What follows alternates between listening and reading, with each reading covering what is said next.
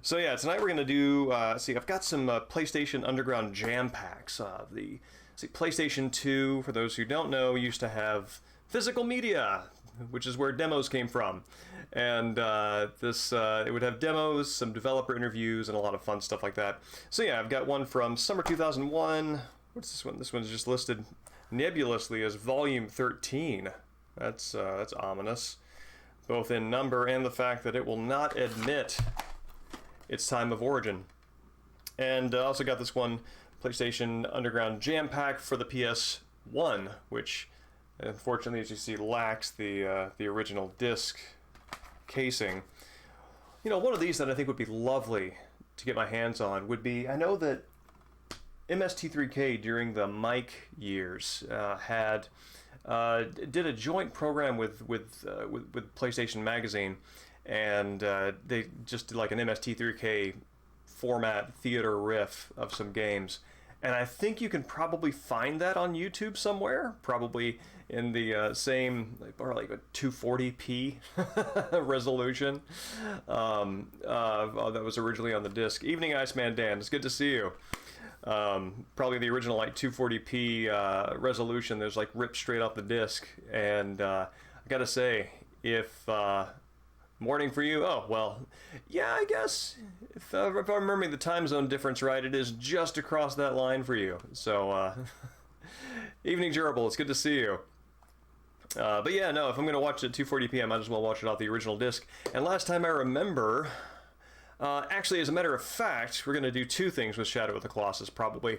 Because I did notice my old save file on here, and as I found out, just looking at it, because, you know, sometimes these timestamps are not 100% accurate because the system that you play it on and then save the file on has got kind of a wonky internal clock because it's maybe an older used system. This one says 2007, and I have never had a used system that defaulted to 2007, which suggests very strongly to me that this is, in fact, my original Shadow of the Colossus save file, and I think it'll be a good time to throw that disc in and see where that is, because I remember I beat it.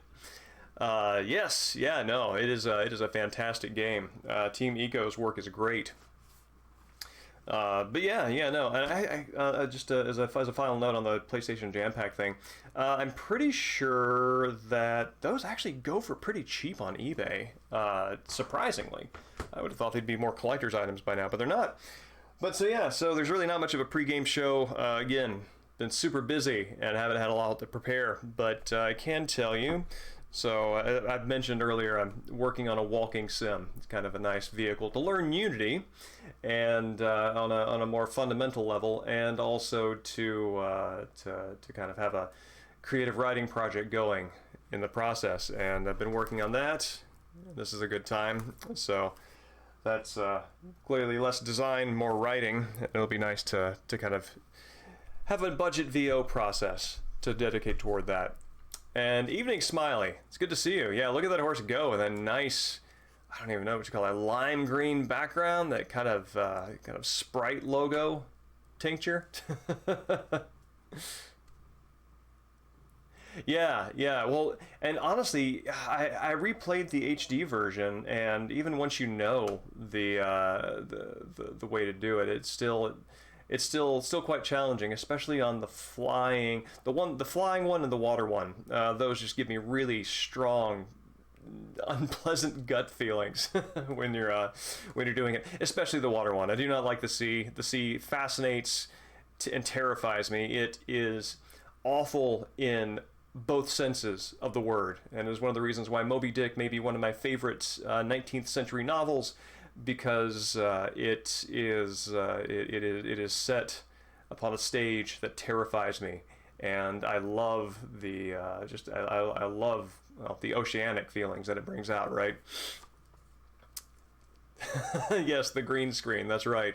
Yes, what the future audiences will see from this stream will be some amazing special effects going on behind this horse.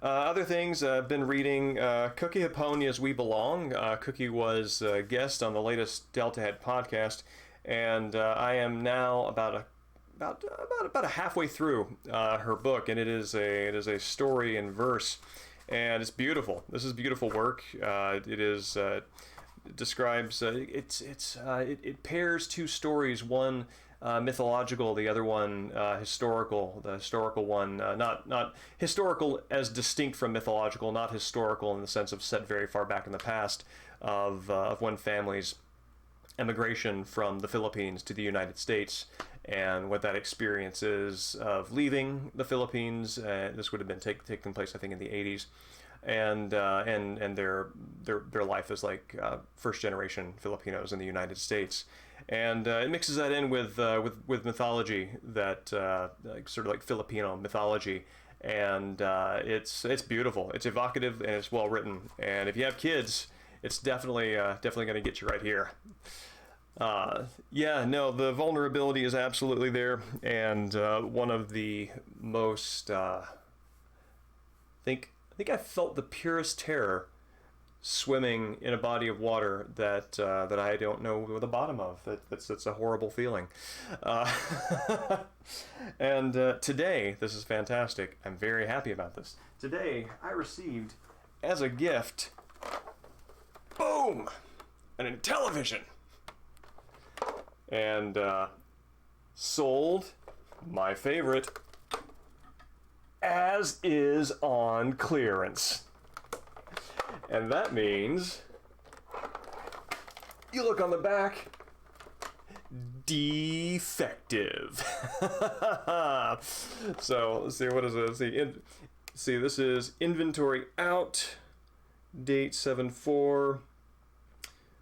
Wait, you can sell as is, do it. Verify and recreate customer complaint in store before defecting. That almost sounds like expatriate tips right there. Maybe for the boss, right?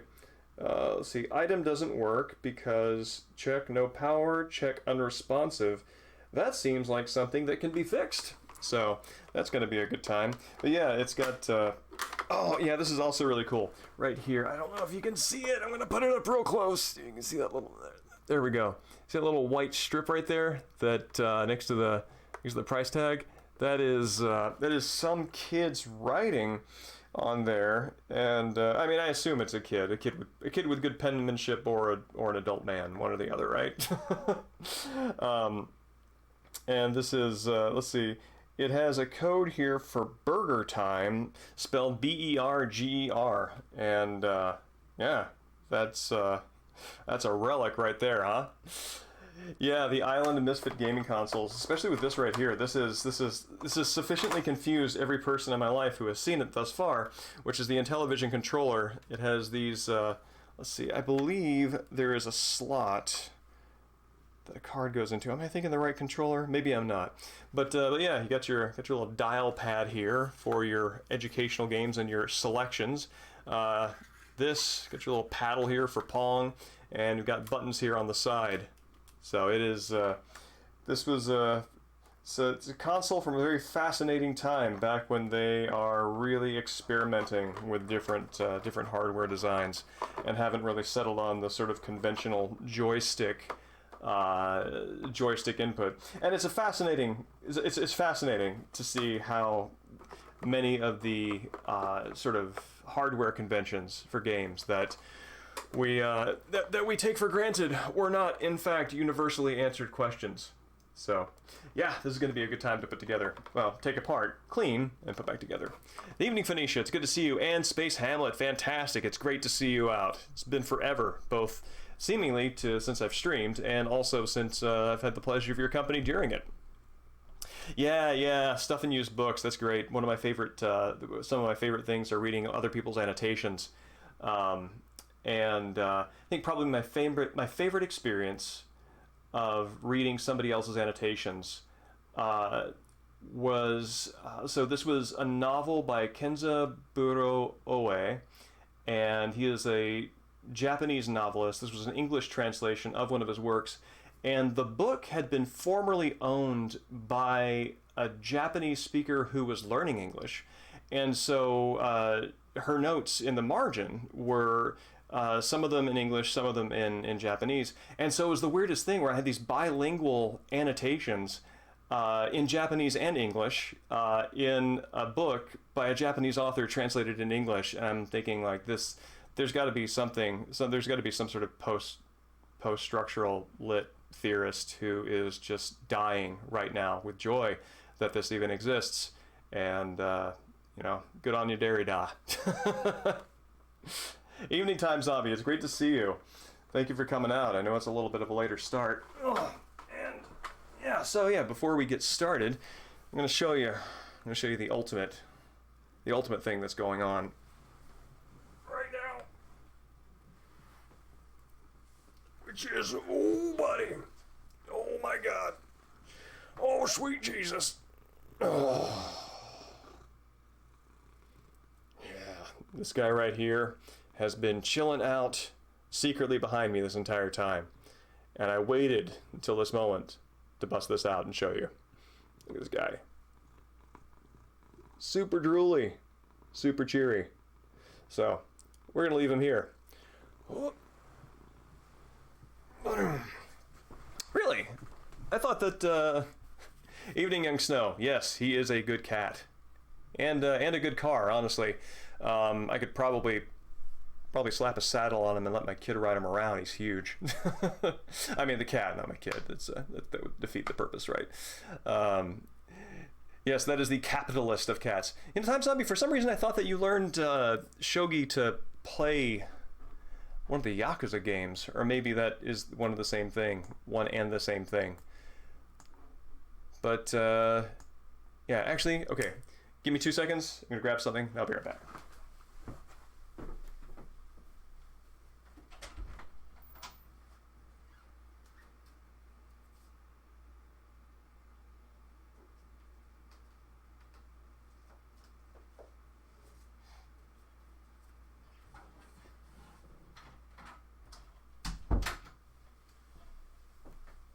Yeah, here we go.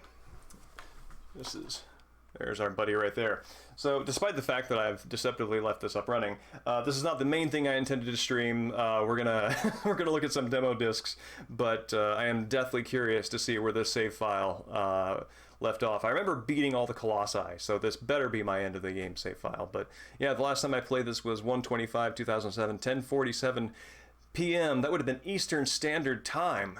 So that doesn't really give me any additional information that is useful, but it's nice to know nonetheless.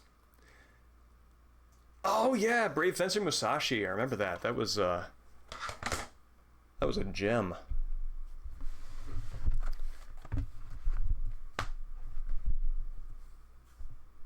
Huh. I don't remember shogi being a part of. Oh wait, no, wait.